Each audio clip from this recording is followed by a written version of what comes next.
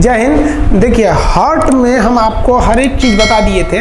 Heart की जांच जो की जाती है वो ईसीजी के द्वारा की जाती है, इलेक्ट्रोकार्डियोग्राफी। ईसीजी का फुल फॉर्म होता है इलेक्ट्रोकार्डियोग्राफी ईसीजी। ईसीजी के लिए शरीर पर 12 अलग अलग जगहों पे लीड लगाए जाते हैं, जिसे हम लोग ईसीजी लीड्स कहते हैं। समझ में आया?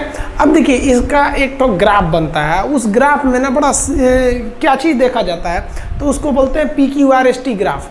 तो इस PQRST ग्राफ में क्या होता है, देखिए, जब ब्लड शरीर में हृदय में अंदर जाता है, हम आपको बताए थे दाहिना अलिंद से वो अंदर जाता है, तो उसको P ग्राफ से दिखाया जाता है, P से। ये हो गया P। अगर ये P ज़्यादा बढ़ गया तो भी दिक्कत है, कम है तो भी दिक्कत है। तो ये जब जैसे शरीर ब्लड हार्ट में एंट्री करता है उसको दिखाता है P, और उसके बाद की जितनी क्रिया है वो नीला में गया, फिर वहाँ से पंप हुआ, ये सारी क्रियाओं को QRS द्वारा दिखाया जाता है। इसलिए इसे QRS कॉम्प्लेक्स भी कहते हैं कि ये जो होता है ना, दिल के पंप करने को दर्शा रहा होता है। अगर ये मान लीजिए कि R का मैग्नीट्यूड बहुत ज़्यादा दिखा दिया, इसका मतलब हार्ट तेज़ी से पंप कर रहा है। नीचे दिखा दिया तो धीरे पंप कर रहा है। ये सेम ऐसे ही ग्राफ यहाँ बनेगा। अगर ग्राफ बहुत जल्दी जल्दी बनने लगा, मतलब दिल बहुत जल्दी जल्दी धड़क रहा है, तो ये ग्राफ होता है। हार्ट के डॉक्टर को हम कार्डियोलॉजिस्ट कहते हैं। तो ये हो गया हार्ट। हम आपको टोटल हार्ट के बारे में बता दिए थे। तो ये ईसीजी हो गया, जिसे हम लोग क्या कहते हैं, इलेक्ट्रोकार्डियोग्राफी। अब थोड़ा सा बीपी समझते हैं, ब्लड प्रेशर। ब्लड प्रेशर क्या होता है, बीपी। तो ध्यान से देखिए, ब्लड जिस प्रेशर से जाता है और जिस प्रेशर से आता है, इन दोनों प्रेशर को हम क्या कहते हैं, ब्लड प्रेशर। देखिए, जब दिल सिकुड़ता है तभी ब्लड बाहर जाता है। दिल के ऐसे हो जाने का सिकुड़ जाएगा, जब पचकेगा तभी ना ब्लड जाएगा। तो दिल के पचकने से ब्लड बाहर जाता है, उसको हम लोग कहते हैं सिस्टोलिक। यानी जितने प्रेशर से गया उसको क्या कहते हैं, सिस्टोलिक। और लौट के कितना से आ रहा है, डायस्टोलिक। यानी कितना हुमच के ढकेला है दिल, वो क्या हो गया, सिस्टोलिक। और कितना लड़ कर वापस कितने स्पीड में कितने प्रेशर से आ रहा है, उसे हम क्या कहते हैं, डायस्टोलिक। इसी सिस्टोलिक और डायस्टोलिक प्रेशर के अनुपात को हम कहते हैं ब्लड प्रेशर। नॉर्मली ये होता है 120/80। यानी 120/80 अगर आपका बीपी है तो वो नॉर्मल है। ये आप देखे होंगे बीपी कैसे नापता है, वो यहाँ पर आपको एक लॉब लगा देगा और वहाँ पे आपको पारा का मशीन लगा देगा, और यहाँ पे देखिएगा ना, एक पंप से प्रेशर भरने लगता है। उसको प्रेशर भरेगा और उसको प्रेशर को भर देगा 200 तक, और उसके बाद से यहाँ एक आला लगा देगा और प्रेशर को खोलेगा। प्रेशर जब खोलेगा ना, तो आप देखिएगा उसमें आवाज़ आएगा, इस तरह से प्रेशर खोलता है। और प्रेशर खोलते के बाद ध्यान से देखिए, वो कुछ सुनता है, उसको एक डब से आवाज़ सुनाई देगी, टिक से आवाज़ सुनाई देगी, तो समझ जाएगा कि ये सिस्टोलिक का प्रेशर है। और वो आवाज़ चलते रहेगा, टक टक टक टक टक टक टक टक टक, और जहाँ वो आवाज़ बंद हो गया वो समझ जाएगा कि ये डायस्टोलिक है।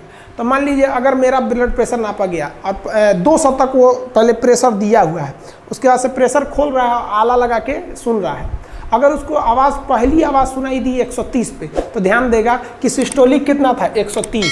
और उसके बाद वो आवाज़ कंटिन्यू कर रही है, टक टक टक टक टक टक टक कर रही है, और वो बंद हुई कितने पे आके, 90 पर। तो कहेगा भैया आपका ब्लड प्रेशर जो है ना 130/90 है, यानी नॉर्मल से थोड़ा सा ज़्यादा है। ये उतना खतरनाक नहीं माना जाता है। हालांकि आप यंग लड़के हैं, स्टूडेंट, सबका ब्लड प्रेशर ज़्यादा ही रहना चाहिए। बीपी ज़्यादा रहेगा ना तो आपको काम करने में मन लगा रहेगा, और कम रहेगा ना तो देहात में बोलते हैं ना, दहिया भरियाया लग रहा है। भरियाया नहीं है भाई, बीपी लो है। तो ये है आपका नॉर्मल बीपी। तो ये आप नॉर्मल बीपी समझ गए। अब हम लोग समझते हैं कि बीपी हाई किसे कहते हैं। हाई बीपी में क्या होता है, दोनों हाई हो जाता है, यानी सिस्टोलिक और डायस्टोलिक दोनों। ये 150/90 हो जाता है या 150/100 हो जाता है, तो वो क्या हो जाता है, हाई बीपी में चले आते हैं लोग। हाई बीपी को हम हाइपरटेंशन भी कहते हैं।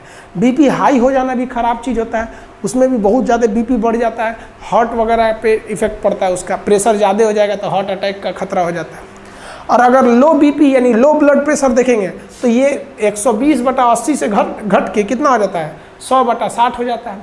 लो बीपी भी खराब चीज़ है। बीपी अगर लो हो जाएगा तो भी दिक्कत है, आप भद भद गिरिएगा, कहीं खड़ा रहेंगे ऐसे गिर जाएंगे जहाँ तहाँ। तो ये बीपी को ना बढ़ना सही है ना घटना सही है, बीपी को नॉर्मल रहना चाहिए। इसके लिए दवाइयाँ आती हैं सब।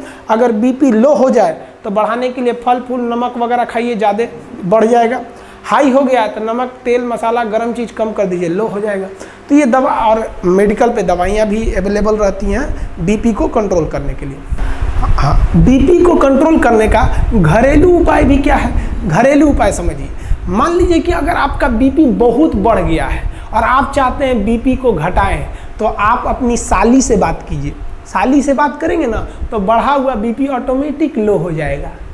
और अगर आपका बीपी बहुत लो हो गया है और आप चाहते हैं इस बीपी को बढ़ाएं, तब आप अपनी घर वाली से बात कीजिए। 10 मिनट बात करेंगे ना, आपका लो बीपी को हाई कर देंगे। समझ में गया? तो ये घरेलू उपाय भी है, आप इसको भी आजमा सकते हैं। नहीं तो आप दवा खाएंगे। तो ये आप बीपी और ईसीजी समझ में आ गया आप लोग को। उम्मीद करते हैं ये समझ में आ गया होगा। नेक्स्ट हम आपको बॉटनी में भी कुछ चैप्टर को क्लियर कर देंगे। तब तक आप इसका स्क्रीनशॉट लेना चाहे तो ले सकते हैं।